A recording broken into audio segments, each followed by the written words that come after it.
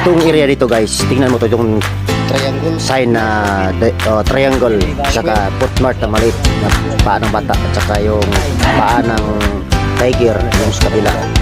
Yan guys, tatlo ang tinuro niyan guys. Tapos dito sa kabila yung sa may sapa kuha guys. Naunahan tayo ng treasure hunter na nauna, kuha nila yung laman na yun. Yung banga guys, yung dulo na yan, yung matulis na triangle na yan, yung dito sa gilid.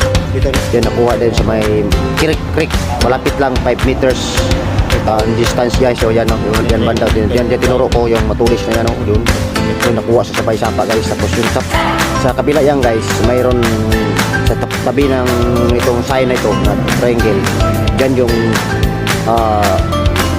heart shape na malaki na bato.